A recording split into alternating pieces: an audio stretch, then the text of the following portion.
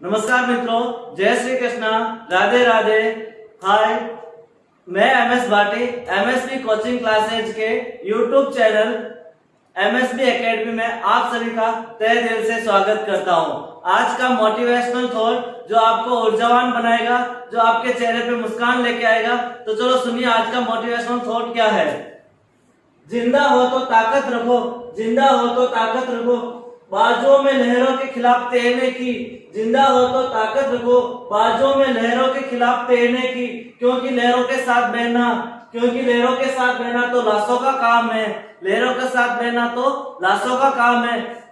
जीवन जीने के लिए समस्या बहुत आएगी, बहुत कठिनाई आएगी। समस्या जीवन का एक भाग है। इस समस्याओं को पार पाना होगा, इन समस्याओं का हल लेना होगा।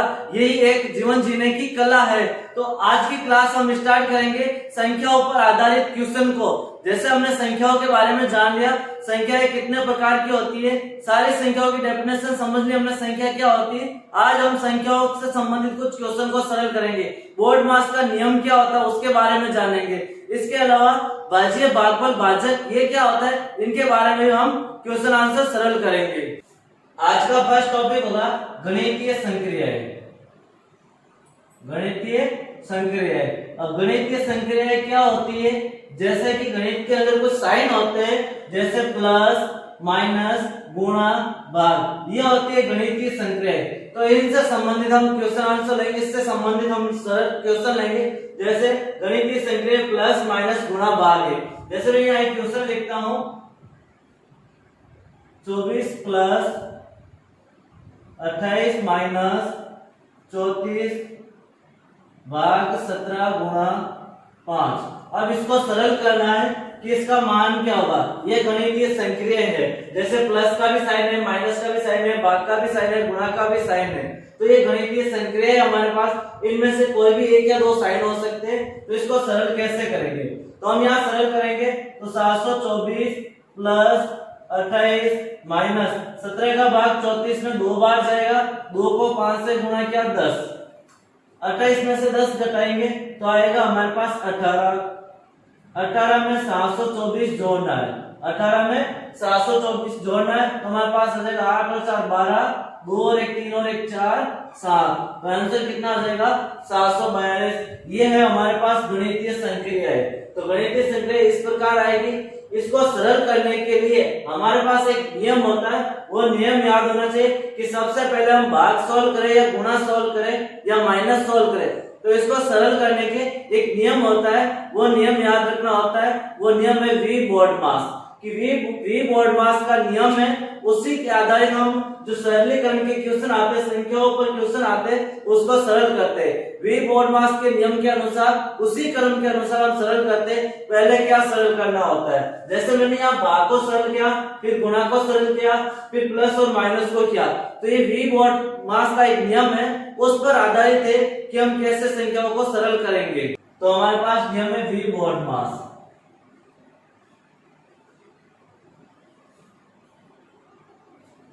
वी बोर्ड मास का नियम क्या कहता है, सबसे पहले लिखा वी का अर्थ होता है विनकुलम। अब विनकुलम क्या होता है, हमारे पास कभी क्वेश्चन आता है उसके ऊपर इस प्रकार एक लाइन होती है, जैसे 7 माइनस 4, इसके ऊपर एक लाइन होती है। इस लाइन को हम क्या बोलते हैं, विनकुलम का साइन बोलते हैं। तो हमारे पास वी का अर्थ होता है विनकुलम, कि यह विनकुलम का साइन है जिसके ऊपर ये रेखा है, उसको हम सबसे पहले सरल करेंगे। विनकुलम के बाद बी आता है, और बी का अर्थ होता है ब्रैकेट, जिसे हम कोष्टक कहते हैं। बी का अर्थ क्या होता है, ब्रैकेट, जिसे हम कोष्टक कहते हैं। कोष्टक 3 प्रकार के होते हैं। सबसे पहले छोटा कोष्टक सरल करेंगे, उसके बाद इससे बड़ा कोष्टक आता है जिसे हम मंझला कोष्टक कहते हैं, और उसके बाद सबसे बड़ा कोष्टक होता है उसको सरल करेंगे।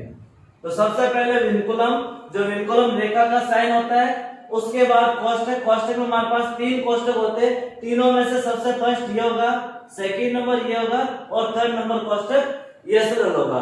उसके बाद ओ आता है। ओ का अर्थ होता है ऑफ का अर्थ कभी कभार क्वेश्चन के अंदर का, के, की लिखा आता है, तो इसको हम सरल करेंगे। और इनका अर्थ होता है गुणा। ऑफ लिखा हुआ आता है, इसका मतलब ऑफ को हटाकर हमें किसका साइन करना, गुणा का साइन करना। तो जब कभार ब्रैकेट के बाद ऑफ को सरल करते हैं, जो का, के, की कोष्टक वाले जो का के की लिखा होता है उसको सरल करेंगे, उसका अर्थ होता है गुणा। और डी का अर्थ था डिवाइड, जिसे हम भाग कहते हैं। उसके बाद भाग का साइन सॉल्व करेंगे और उसके बाद एम होता है मल्टीप्लाई, जिसे गुणा का साइन कहते हैं। और फिर होता ए का अर्थ होता है एडिशन, जिसे हम योग कहते हैं, योगफल करेंगे। और सबसे लास्ट में एस होता है सब्ट्रैक्शन, जिसे हम घटाना कहते हैं या बाकी करना कहते हैं, जिसे हम क्या कहते हैं, घटाना या बाकी करना कहते हैं। इस प्रकार हम क्वेश्चन को सरल करेंगे कि सबसे पहले विकुलम का साइन, उसके बाद कोष्ठक में छोटा कोष्ठक, मंझला कोष्ठक और बड़ा कोष्ठक, उसके बाद का के की औप को सरल करेंगे जिसका अर्थ गुणा, उसके बाद डिवाइड भाग, फिर मल्टीप्लाई, फिर एडिशन योग और सब्ट्रैक्शन बाकी। इस तरह से हम क्वेश्चन को सरल करेंगे। जैसा कि हमारे पास एक क्वेश्चन है 4 minus bracket 5 minus bracket 7 minus bracket 6 minus 8 minus 5 और ब्रैकेट डेल्टा। इसको सरल करेंगे तो हम सबसे पहले क्या सोल्व करेंगे, v। जैसे कि हमारे पास v बोर्ड मास का नियम है, ये नियम कहता है कि हमें इसी क्रम से सॉल्व करना है, जैसे हमें दे रखा है उसी क्रम में सॉल्व करना। यदि इसमें से कोई नहीं होता, जैसे o नहीं होता है तो o को छोड़ देते हैं, v के बाद सीधा d सॉल्व करेंगे। जो नहीं होती है, एक या दो टर्म जो बीच में नहीं होती है उसको हम छोड़ देते हैं, उसके आगे कंटिन्यू हम क्रम से करेंगे। जैसे कि v बोर्ड मास का नियम है, इस जो क्वेश्चन दे रखा है हमारे पास, इस क्वेश्चन में v है ही नहीं तो v को नहीं लेना। उसके बाद क्या b होता है ब्रैकेट, हम ब्रैकेट सॉल्व करेंगे और ब्रैकेट में 3 सॉल्व होते हैं। फर्स्ट छोटा कोष्ठक, मंझला कोष्ठक और सबसे लास्ट में कौन सा हो जाएगा, बड़ा कोष्ठक हो जाएगा। ये हमारे पास 3 कोष्ठक होते हैं, इनको सरल करना होता है। तो हम सबसे पहले बीच वाला जो छोटा कोष्ठक उसको सरल करेंगे।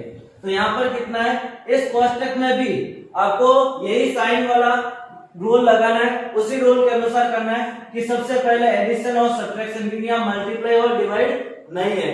तो एडिशन और सब्ट्रैक्शन करेंगे तो 6 में से 8 जाएगा तो हमारे पास बचेगा माइनस का 2। 6 में से 8 जाएगा, कितना बचेगा, माइनस का 2। और माइनस 2 में माइनस 5 जोड़ेंगे तो हमारे पास आ जाएगा माइनस का 7। दोनों साइन सेम है तो हम दोनों को जोड़ेंगे और 5 और 2 7 हो गए, माइनस का 7। तो जब हम छोटा कोष्ठक को सरल किया तो आंसर आया हमारे पास माइनस का 7। और यहाँ माइनस का साइन है और यहाँ भी माइनस का साइन है, कोष्ठक के बाहर और कोष्ठक के अंदर माइनस का साइन है, तो माइनस माइनस हमारे पास क्या हो जाएगा, प्लस हो जाएगा। तो मैं लिखूंगा 4 minus bracket of 5 minus bracket 7 minus ये और ये माइनस क्या हो जाएगा, जैसे मैं यहाँ पर इस प्रकार लिखता हूँ, माइनस माइनस क्या हो जाएगा, प्लस हो जाएगा। तो मैं यहाँ दोनों की जगह लिख देगा प्लस का साइन। अब हम सॉल्व करेंगे जो मंझला कोष्ठक, क्योंकि छोटा कोष्ठक हमने हटा दिया, अब मंझला कोष्ठक और बड़ा कोष्ठक बचा। तो इसको सरल करेंगे। 7 और 7 कितना होते हैं, 14 होते हैं। तो हम पहले इन दोनों को जोड़ा, 7 और 7 14।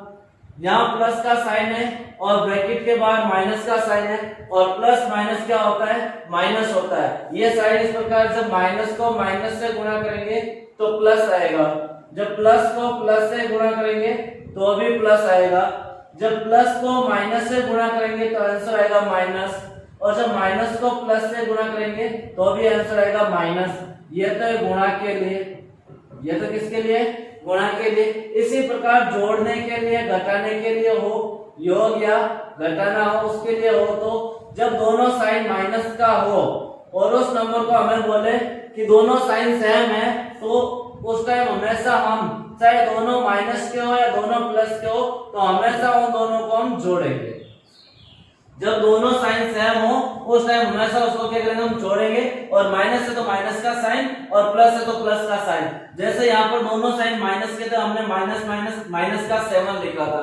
यहाँ दोनों साइन प्लस के तो हमने प्लस के 40 लिखे, और 40 प्लस को माइनस से गुणा किया, आएगा आंसर माइनस में। तो हम लिखेंगे 4 माइनस ऑफ 5 माइनस 40। ये हो गया हमारे पास मंझला कोष्ठक मिल गया। अब हम सबसे बड़ा कोष्ठक उसको हटाएंगे, तो 4 माइनस 5 में से 14 घटाएंगे तो हमारे पास कितना बचेगा, 5 में से 14 घटाओ कितना आ रहा है, 14 में से 5 घटा दो तो हमारे पास आ जाएगा 9। कितना आ जाएगा, 9 आ जाएगा। अब यहाँ किसका आएगा 9, माइनस का, क्योंकि माइनस की संख्या बड़ी है। जब दोनों साइन अलग हो तो हम उसको हमेशा घटाएंगे, घटाना होगा और साइन वही लगेगा जिस साइन की संख्या बड़ी हो। यहाँ पर माइनस की संख्या बड़ी है तो हमने माइनस के 9 लिख दिए। अब माइनस माइनस प्लस होता है तो 4 प्लस 9 कितना हो जाएगा, 4 प्लस 9 हो जाएगा 13। तो हमारे पास आंसर किस में आ जाएगा, प्लस का 13 आ जाएगा, क्योंकि माइनस माइनस क्या होता है, प्लस होता है। हमारे पास एक क्वेश्चन है, इस क्वेश्चन को सरल करना है, इसका आंसर क्या आएगा। जैसे ये क्वेश्चन दे रखा है, इसको सरल करो कि इसका आंसर क्या आएगा। तो हम इसको सरल करेंगे तो सबसे पहले v सॉल्व करेंगे। v का अर्थ है विनकुलम, विनकुलम या बार का साइन। तो यहाँ देखो, यहाँ पर बार का साइन दे रखा विनकुलम का। तो सबसे पहले यहाँ सॉल्व करेंगे। यदि नंबर अगर हम लिख देते 4 - 3 1 लिख सकते थे। यहाँ तो हमारे पास पूरे क्वेश्चन में x है और इसको सरल करना तो कैसे करेंगे, सबसे पहले विनकुलम को सॉल्व करेंगे। विनकुलम को सॉल्व करेंगे तो हमारे पास x - y है तो x - y ही रहेगा। और क्योंकि यदि यहाँ 4 - 3 होता तो मैं लिख सकता 1 आएगा आंसर। अब जब मैं इसको घटा ही नहीं सकता हूँ तो संख्या तो ऐसे ही लिखेंगे। तो फर्स्ट स्टेप में सिंपल सा इसको ऐसे ही लिख देता हूँ। इसको हम बिना लिख के सीधा सॉल्व भी कर सकते हैं, लेकिन मैं यहाँ लिख के बताऊंगा, फिर सीधा सॉल्व करेंगे। अब विनकुलम का साइन हटा दिया तो मेरे पास क्या बचेगा, x - y बचेगा। और बाहर किसका साइन है, माइनस का। तो माइनस को प्लस से गुणा किया, माइनस का x माइनस माइनस प्लस का y। ये वाला हमारे पास कोष्टक का कोष्टक और बड़ा कोष्टक प्लस 2x और सबसे बड़ा कोष्टक। ये होगा कि हमने विनकुलम का साइन हटाया, विनकुलम का साइन हटा के हमने क्या लगा दिया, कोष्टक लगा दिया। इसी का अर्थ है इसको घटाना है। यदि 4 - 3 के तो मैं 4 में से 3 घटाऊंगा तो बोल सकता हूँ 1 और आगे माइनस का साइन है तो माइनस का 1 हो जाएगा। तो सेम कंडीशन यहीं पे कि x में से -y करेंगे तो क्या हो जाएगा कि माइनस का x और प्लस का y, जब दोनों साइन होते हैं हम घटाते हैं और जो संख्या बढ़ेगी वही साइन लगता है। अब यहाँ पर देखो, इसको सरल करेंगे। अब कोष्टक को सरल करेंगे। b का अर्थ था ब्रैकेट, ब्रैकेट में सबसे पहले छोटा कोष्टक। तो छोटा कोष्टक एक तो यहाँ पर है और एक यहाँ पर है। यहाँ पर तो x प्लस y ही रहेगा। यहाँ पर क्या हो जाएगा, देखो y और y 2y और माइनस का x। तो मैं यहाँ लिख रहा हूँ y minus bracket of y minus का x और माइनस का y, क्योंकि minus plus minus minus plus minus.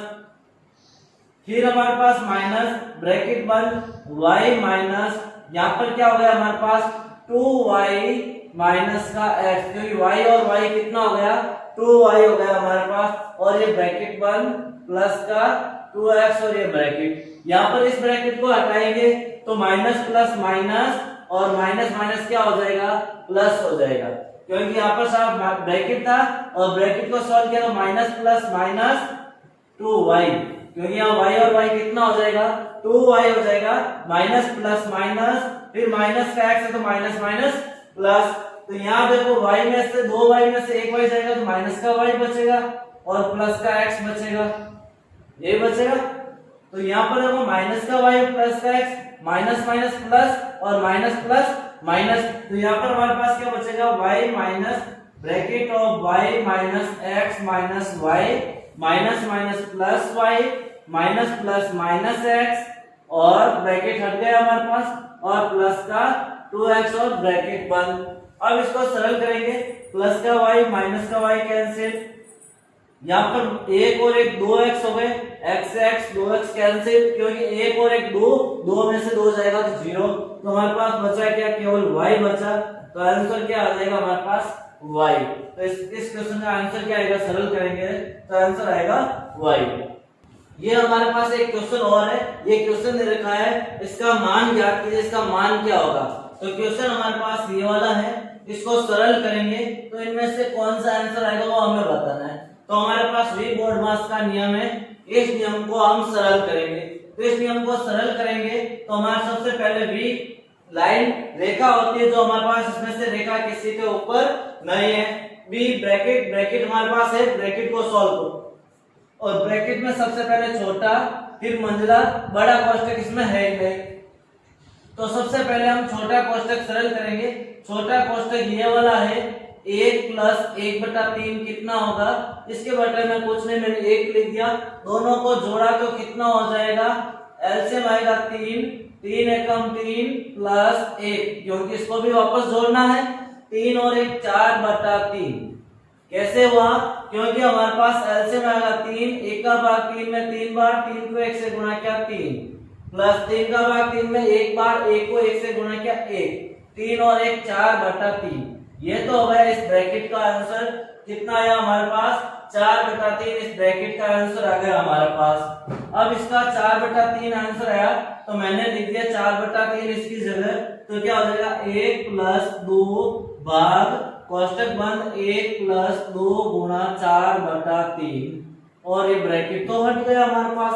अब हमें मंजिला कोष्टक सरल करेंगे, तो मंजिला कोष्टक में सबसे मल्टीप्लाई सोल्व करेंगे। 4 को 2 से गुणा किया 8/3, कितना हो जाएगा? 1 + 8/3।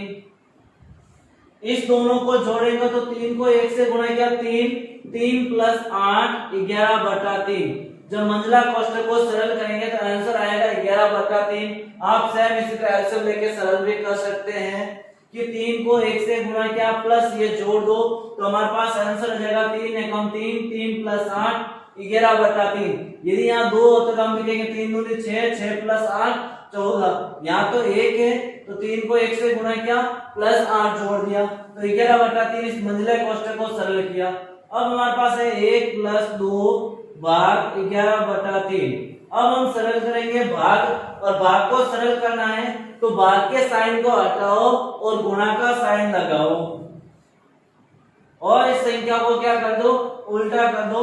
3/11, 3 को 2 से गुणा किया 6/11, 1 + 6/11, 1 + 6/11। तो इसको हमने जब जोड़ा तो कितना हो जाएगा? 11 एकम 11, या फिर ऐसे इसको लिख दो 1 सही 6/11। ये हमारे पास आंसर आ जाएगा। इसमें से नहीं है तो इसका आंसर जैसे यहाँ लिख देता हूँ 1 सही 6/11, तो हमारे पास राइट आंसर ये वाला हो जाएगा। हम कुछ क्वेश्चन भागफल आधारित लेंगे कि भागफल पर आधारित कैसे क्वेश्चन आएंगे। तो उससे पहले हमें ये पता होना चाहिए कि भागफल किसे कहते हैं, भाज्य किसे कहते हैं, और भाजक किसे कहते हैं। भाज्य, भाजक, भागफल और सहसफल, इस पर आधारित कुछ क्वेश्चन आते हैं। उसको सरल करने के लिए इसका एक फॉर्मूला होता है, सॉल्व करने का तरीका होता है, वो ध्यान रखना होगा। और इसमें से भाज्य किसको कहते हैं, भाजक किसको कहते हैं, भागफल किसको कहते हैं, और सहसफल किसको कहते हैं। फॉर्मूला तो हमारे पास ये होता है, भाज्य इक्वल टू, जो हमारे पास भाज्य होगा, भाज्य बराबर भाजक गुणा भागफल। क्या होगा फॉर्मूला? भाजक गुणा भागफल प्लस सहसफल, भागफल प्लस सहसफल। ये तो होता है हमारे पास फॉर्मूला, जो मैंने आपके पास लिख दिया कि भाज्य बराबर भाजक गुणा भागफल प्लस सहसफल। ये तो है हमारे पास फॉर्मूला। अब ये भी पता हमें से भाज्य किसे कहते हैं, भाजक किसे कहते हैं, और भागफल किसे कहते हैं। जैसे हम नॉर्मली भाग देते हैं तो हमारे पास एक भागफल का साइन ये होता है, और यहाँ पर इस तरह से हम एक भागफल का साइन बनाते हैं।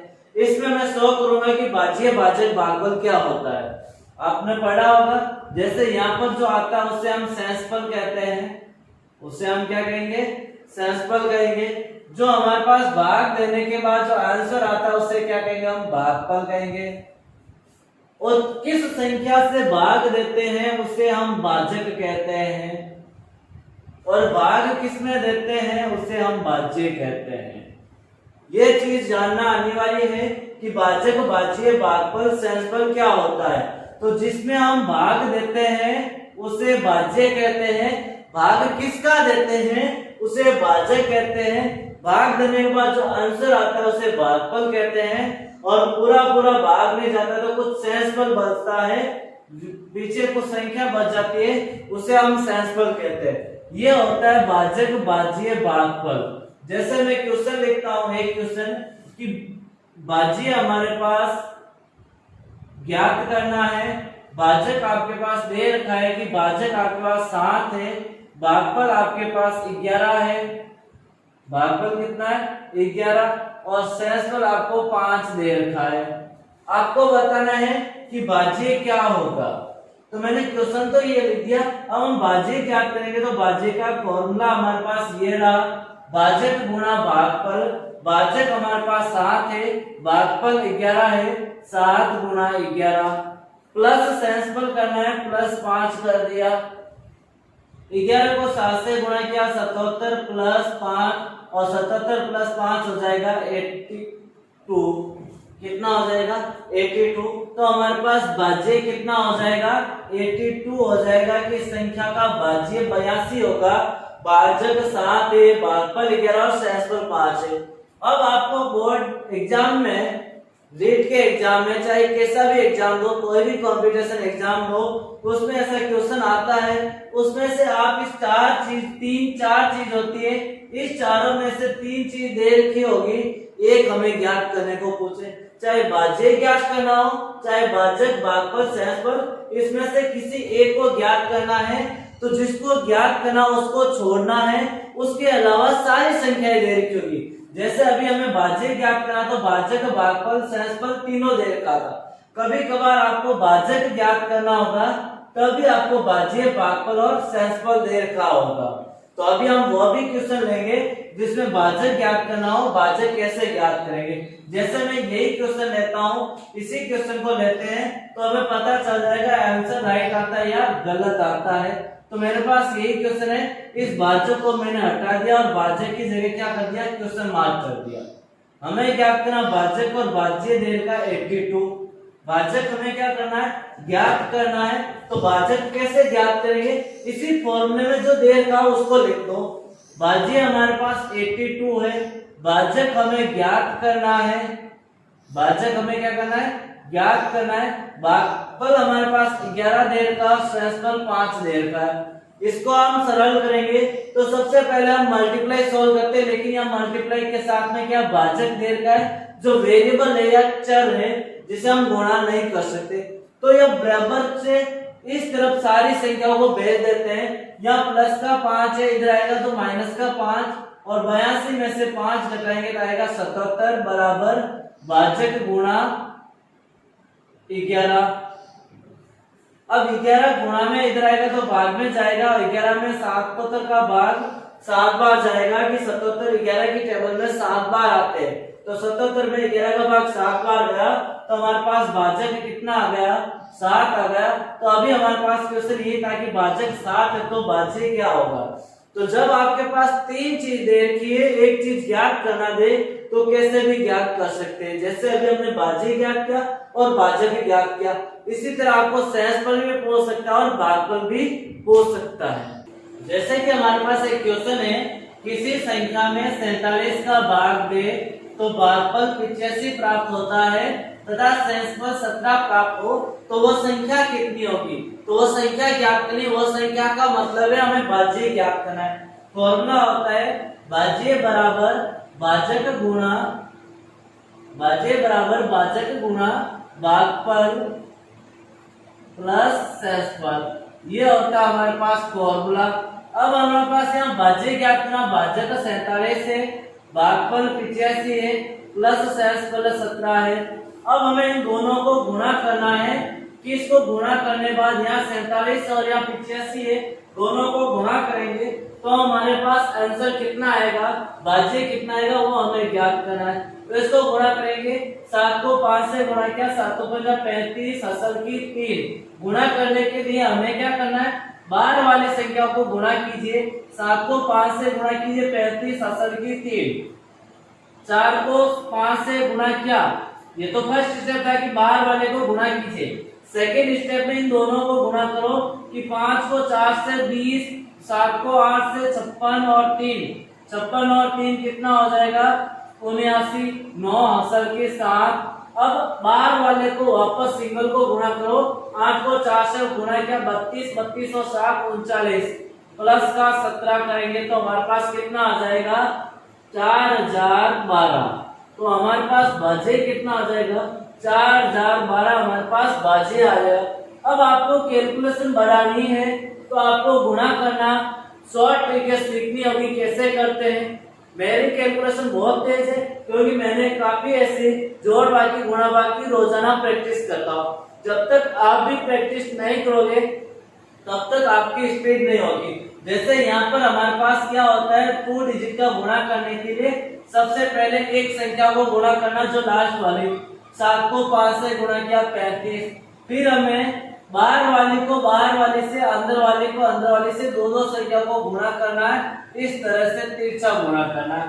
4 को 5 से, 8 को 7 से, 4 को 5 से गुणा किया 20, 8 को 7 से गुणा किया 35, और फिर लास्ट वाले को 1 से गुणा करना होता है, 4 8 गुणा 4 32, 5 का 5, 3 इसमें जोड़ दिया तो 20 प्लस 56, 8 तो 7 56 ना कि 35, यहाँ 56 जोड़ दिया, 56 प्लस 20 79, 56 प्लस 20 प्लस 3 असल वाले 79, 79 का 9 असल की 7 और 32 और 60 कितना हो जाएगा 39 हो जाएगा। इस तरह से आपको गुणा करना होगा शॉर्ट में कि बाहर वाले को बाहर वाले से, अंदर वाले को अंदर वाले से। सेकंड स्टेप, फर्स्ट स्टेप में केवल फर्स्ट संख्या को, लास्ट स्टेप में केवल लास्ट संख्या को गुणा करके जोड़ना है, या फिर आप डायरेक्ट जो आपको अच्छा लगे वैसे भी गुणा कर सकते हो। मुझे तो ये वाला अच्छा लगता है इसलिए मैं ऐसे करता हूँ। प्लस 17 जोड़े तो हमारे पास हो जाएगा 4012, तो हमारे पास बचे जाएगा 4012। इस तरह से गुणा करेंगे तो हमारे पास टाइम की भी बचत हो जाएगी। जैसा कि आपके पास एक क्वेश्चन है, किसी संख्या का 3/5 में से उस संख्या का 40% घटाया जाता है तो 45 शेष बचता है, तो वह संख्या क्या होगी? हमें वह संख्या ज्ञात करना है कि वह संख्या कितनी होगी। तो हमारे पास क्या रहेगा, किसी संख्या नहीं देगी तो हमने वो संख्या ले ली x, किसी संख्या का 3/5 में से उस संख्या का जो ये संख्या है, उस संख्या का 40% घटाया जाता है। इसमें से ये घटाना है कि या माइनस करना है, तो शेषफल हमारे पास कितना बचता है? 45 बचता है। तो x का अर्थ था मल्टीप्लाई, में से ये घटाना है तो माइनस x का मल्टीप्लाई 40 डिवाइड बाय परसेंटेज का होता है 100 और इक्वल टू 45। क्वेश्चन कैसा भी आता है उसको क्वेश्चन की लैंग्वेज को समझते हुए उसको सरल करना है। जैसे मैंने यहाँ बताया आपको, जैसा था मैंने वैसे लिख के उसको सरल किया, तो आपको भी वैसे ही क्वेश्चन को लिखना है और सरल करना है। जैसे बोलता वैसे लिखो। का अर्थ होता है गुणा, में से का अर्थ है घटाना तो माइनस करना है, का अर्थ गुणा, आपको का गुणा करना है, में से अर्थ घटाना, जैसा दे रखा वैसे लिखो। और शेषफल 45 बचता है, किसको इसमें से घटाएंगे तो हमारे पास शेषफल कितना बचेगा? 45। क्वेश्चन ये कहता है x का 3/5 तो 3x/5 माइनस 0 से 0, 4 का भाग 2 बार, 2 का भाग 4 में 2 बार, 10 में 5 बार, तो हमारे पास आएगा 2x/5। 4 में 2 का भाग 2 बार, 10 में 2 का भाग 5 बार। आपको सेम संख्या से ही भाग देना, जैसे मैंने दोनों में 2 का भाग दिया, बराबर 45। अब यहाँ दोनों का हर सेम है तो हमें कुछ भी एक्शन नहीं लेना, हर को ऐसे कैसे लिखना है, और ऊपर वाले को माइनस है तो माइनस, प्लस है तो प्लस। तो 3 में से 2 घटाएंगे तो हमारे पास बचेगा x बराबर 45। अब ये 5 बटा में है, इसका मतलब भाग में है, और इधर आएगा तो गुणा का साइन हो जाएगा, और 45 गुणा 5 कितना हो जाएगा?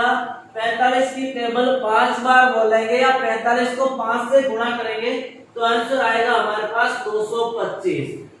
45 की टेबल 5 बार बोलेंगे या 45 को 5 से गुणा करेंगे तो आंसर आएगा 225। तो वह संख्या, किसी संख्या का, तो वह संख्या हो जाएगी 225। जो हमें संख्या ज्ञात करना है वो संख्या 225 होगी। एक क्वेश्चन है हमारे पास, x² गुणा 60/13 बराबर 7 गुणा 13 है, तो x का मान क्या होगा हमें ये ज्ञात करना है। तो x का मान ज्ञात करने के लिए गुणा में है, ये 13 भाग में इधर आएगा तो गुणा में, और 7 गुणा में इधर आएगा तो भाग में। 13 इधर भाग में इधर आएगा तो गुणा में, 7 इधर गुणा में इधर आएगा तो भाग में। हम लिखेंगे x इक्वल टू 7 गुणा 13 बटा ये 7 भाग में और 13 गुणा में चला जाएगा, क्योंकि ये 7 तो भाग में जाएगा, 13 इधर गुणा में। 7 से 7 कट गया तो हमारे पास है x square equal to 13 multiply 13। तो यहाँ x स्क्वायर बराबर में 13 का स्क्वायर, 13 को 13 से गुणा करो तो 169 आया। और यदि ऐसे नहीं लिखो तो यहाँ पर आप इस तरह से भी लिख सकते हैं कि 13 का स्क्वायर, जब दो बार गुणा है तो हम 13 का स्क्वायर भी लिख सकते हैं। तो यहाँ पर हमने 13 का स्क्वायर लिखा, स्क्वायर से स्क्वायर हम मान सकते हैं कि कट गए, लेकिन कटता नहीं है। जब आपको ऊपर पावर भी सेम और बराबर में है तो उसका आधार भी क्या होगा, सेम होगा। तो मैं कह सकता हूँ x बराबर कितना आ जाएगा, 13 आ जाएगा। ऐसे नहीं तो 13 को 13 से गुणा किया 169, और 169 किसका स्क्वायर है, 13 का स्क्वायर है। हम ऐसे भी सरल कर सकते हैं। हमारे पास एक क्वेश्चन है विभाजन के एक योगफल में कि विभाजन भाजकता की क्रिया में, भाजक की क्रिया में विभाजक, विभाजक का अर्थ है भाजक, विभाजक का क्या है, भाजक, जिसे हम क्या कहते हैं, भाजक, विभाजक।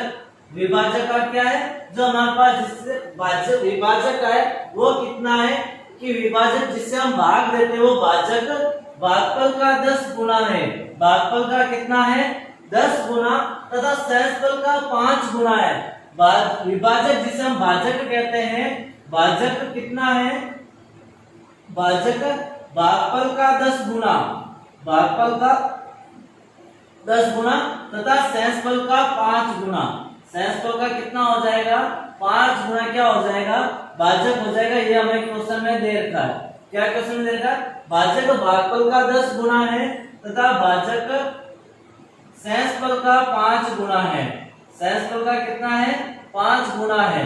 तो यहाँ पर देखो हमें भाजक ज्ञात करना है, भाजक कितना होगा हमें ये ज्ञात करना। क्वेश्चन में देखो सहस्त्रफल 40 दे रखा है, सहस्त्रफल कितना दे रखा है, 40 दे रखा है। इस सहस्त्रफल 40 हो तो भाजक कितना होगा हमें ये ज्ञात करना है।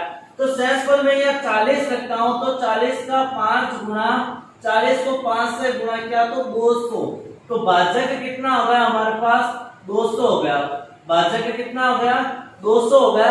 यदि हमें भागफल ज्ञात करना है, हमें क्या ज्ञात करना है, भागफल। तो मैं ये भाजक भागफल की जगह रख दूं, सॉरी ये भाजक की जगह भाजक रख दूं तो भागफल का मान आ जाएगा, कितना आ जाएगा, मैंने रख दिया भाजक 200 बराबर भागफल गुणा 10।